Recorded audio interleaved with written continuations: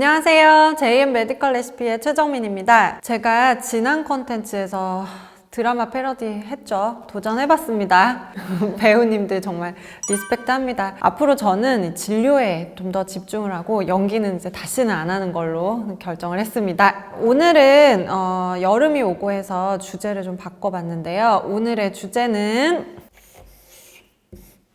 자, 이렇게 제가 질병을 가지고 나왔습니다. 질병이요? 비만이라고 쓰셨는데. 비만이라 쓰고 저는 질병이라 부르겠습니다. 연기는 이제 다시는 안 하는 걸로 결정을 했습니다.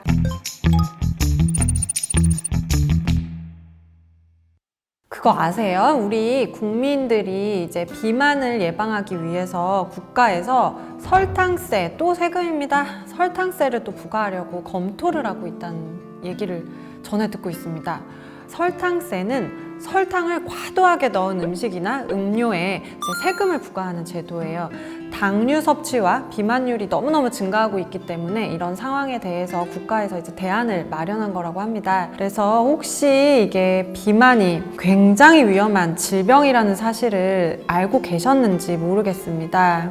네, 사실 비만은 이제 더 이상 미용이 아닙니다. 질병입니다. 그래서 반드시 의사, 주치의와 함께 치료를 하면서 체중 관리를 하는 것이 굉장히 중요합니다. 무턱대고 안 먹고 그냥 무작정 열심히 운동만 하면 살이 쭉쭉 빠질 거라는 생각 제발 내려놓으세요. 이건 아주 옛날 대원군 시절의 다이어트 방법이거든요. 어차피 아시잖아요. 다시 먹으면 다 찐다는 거. 제가 매일매일 진료실에서 받는 질문이 바로 저 왜 살쪄요? 저 왜 안 먹는데 안 빠져요? 이런 얘기들이에요. 사실 원하지도 않았던 이 지방들이 왜 지 맘대로 여기저기 들러붙어가지고 떨어지지 않으려고 하는 걸까요? 우선은 다 필요 없죠. 일단 살찌는 원인은 많이 먹어서예요. 근데 이 살이 찐 것들이 어느 정도 내가 움직이고 에너지를 쓰면 빠져야 돼요. 근데 그렇지 못한 분들이 있어요. 특히 배가 부른데도 눈앞에 있는 음식을 지속적으로 먹는 폭식 또는 간식이 있으면 일단 집고봐. 그렇게 해서 스트레스를 푸는 방법을 간식으로 하는 사람들은 지방을 키우고 더 키워서 온몸이 지방 덩어리가 되는 지름길이 되는 거죠. 특히나 알겠지만 이런 단당류들은 너무너무 빠르게 우리 몸에서 흡수가 되거든요. 예를 들면 지금 먹고 계시는 빵 또는 국수, 칼국수, 라면, 과자, 피자 이런 정제된 탄수화물이라고 하는 것들은 우리 몸에 들어오잖아요. 그러면 인슐린이라고 하는 호르몬을 올려요. 인슐린 많이 들어봤죠? 당뇨병 환자들이 치료한다 이러는 건데 먹은 단당류 같은 이런 음식들을 전부 지방으로 저장을 하게 되는 호르몬이에요. 그래서 지방에 절치는 인슐린이라고 하는 호르몬이죠. 그래서 이런 다이어트를 할 때에는 반드시 이 인슐린과의 전쟁에서 승리를 해야만 비만에서 벗어날 수 있습니다.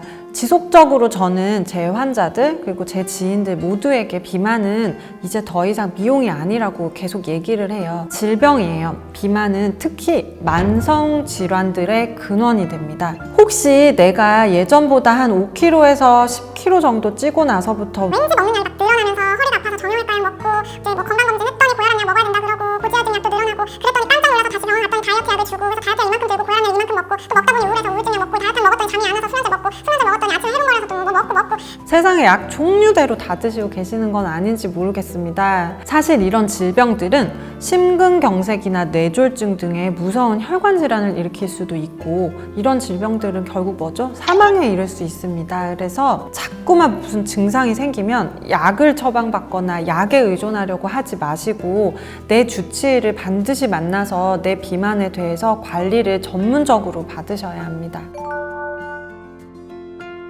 자, 예를 한번 들어볼게요. 이제 퇴근길이에요. 5시, 6시 집에 갑니다. 지하철 타러 2호선을 내려갔더니 글쎄 항상 거기서는 이 빵 냄새가 나죠. 짜증나는 나의 과장님이 날 괴롭혔으니 빵 냄새를 따라 한번 가보자 하면서 이런 유혹을 떨쳐내기가 어려워서 결국 빵을 먹게 되죠.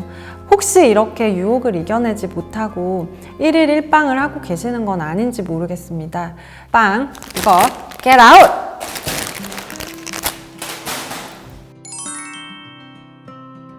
살찐 이유는 도대체가 모른 채로 목표 체중만 달성하려고 애쓰고 있는 거, 그리고 목표 체중이 달성하면 좋아하고 있는 거, 이런 것들이 다 문제가 되는 다이어트입니다. 예를 들면 식욕 억제제를 처방을 받았어요. 그럼 많이 안 먹죠? 그러면 이제 살이 막 빠집니다. 물론 수분이 빠져요.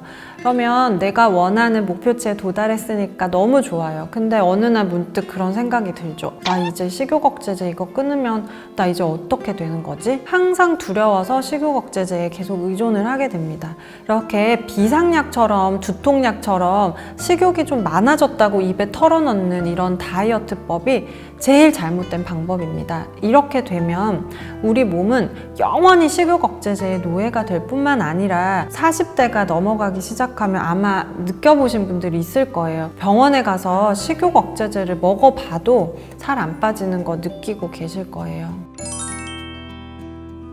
사실은 저도 아기 낳고 출산하고 하면서 막 75kg까지 살도 쪘었고, 저 어릴 때 친구들은 제가 되게 통통했다는 거를 알고 있어요. 근데 요새 되게 뭐 말랐다는 얘기까지는 아니지만 그래도 체중 조절을 사실은 잘하고 있어요. 저는 아까 앞에서 말씀드린 것처럼 인슐린 전쟁에서 항상 승리하려고 노력을 해요. 저는 제가 왜 살이 찌는지를 정확히 알기 때문에 그 원인을 자꾸 해결하려고 매일매일 습관을 고치고 있기 때문에 살이 막 많이 늘지 않아요. 생각해보세요. 내가 165인데 몸무게가 60kg, 65kg가 된다는 게 이상한 거잖아요. 정상적인 체중이 적당히 먹으면 유지가 돼야 되는데 그렇지 않고 자꾸 먹으면 먹을수록 살이 찐다는 건데 몸에 뭐가 이상이 있는 거죠.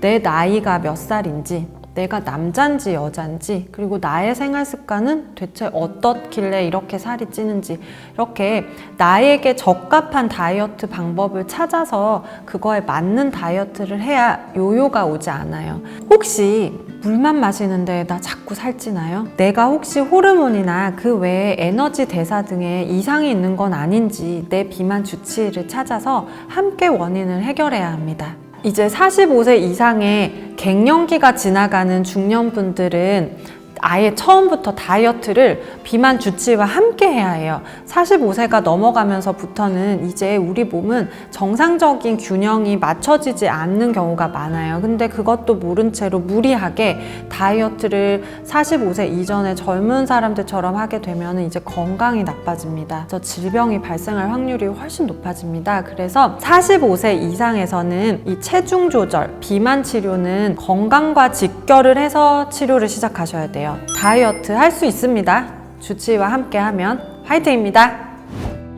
제가 오늘은 비만이라 쓰고 질병이라 부른다 라는 주제로 지방을 탈출할 수 있는 방법, 지방이 생기는 원인에 대해서 좀 알려드리기는 했습니다. 정확하게 제가 좀 정리를 해보면요, 인슐린과의 전쟁에서 꼭 승리를 하시고요. 두 번째는 다 아시죠? 적당한 운동과 식이 조절은 필수입니다.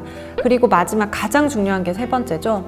이 다이어트와 이런 비만에 관해서 오랫동안 공부를 해왔던 이 비만 주치의와 함께 나한테 적합한 치료 방법을 찾으시는 게 가장 중요합니다. 네, 이 세 가지는 절대 잊지 마시고요. 건강하고 아름답게 관리해서 지방과 삐련 없이 이별하시길 바라겠습니다. 안녕.